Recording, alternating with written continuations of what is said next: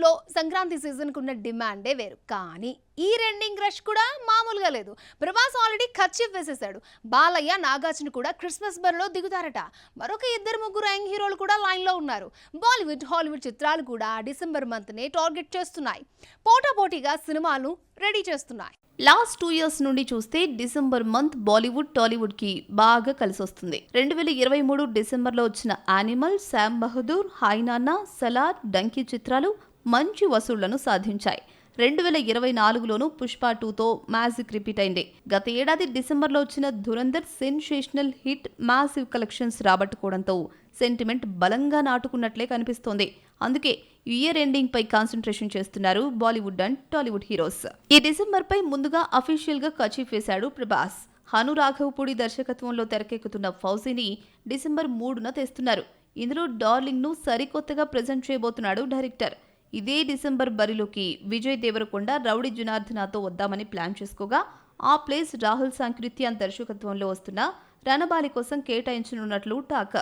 నాగ చైతన్య, వృషకర్మ కుదిరితే నవంబర్ లేదంటే డిసెంబర్లో రిలీజ్ చేయాలని makers అనుకుంటున్నారని talk.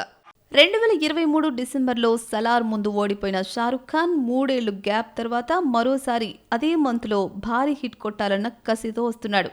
King December 24న release చేస్తున్నట్లు ప్రకటించాడు.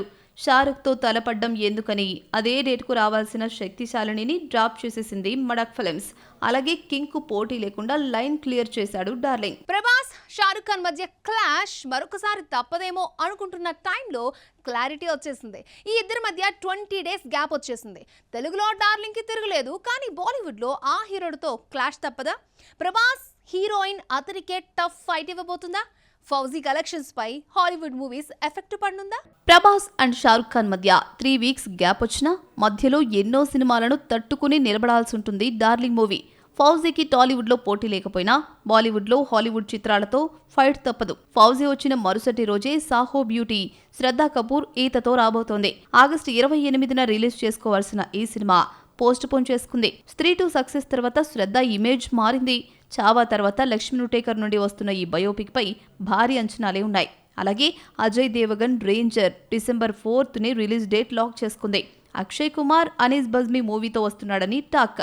ఫౌజీకి బాలీవుడ్ హీరోలు పెద్దగా పోటీ కాకపోయినా హాలీవుడ్ మూవీస్ విలన్స్ లా మారే ఛాన్స్ ఉంది. ఎందుకంటే Avenger series and Dune series చిత్రాలకు ఓవర్సీస్ లోనే కాదు, ఇండియాలోనూ మంచి క్రేజ్ మార్కెట్ ఉంది. డిసెంబర్ 18నే క్లాష్ కాబోతున్నాయి అవెంజర్స్ డూమ్స్డే అండ్ డ్యూన్ 3 చిత్రాలు. హాలీవుడ్ చిత్రాల్లో ఒక్కటి ఇండియాలో క్లిక్ అయితే ఎంత పాజిటివ్ టాక్ తెచ్చుకున్నా ఫౌజీ వసూళ్లకు గండిపడినట్లే.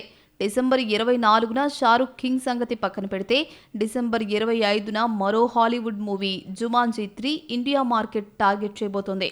మొత్తానికి ఈ డిసెంబర్ మొత్తం ఎంటర్టైన్మెంట్కు కొద ఉండదన్నమాట. ఇంకా ఇయర్ ఎండింగ్ రేసులోకి ఎన్ని చేరుతాయో, ఎన్ని క్విట్ అవుతాయో లెట్స్ సీ.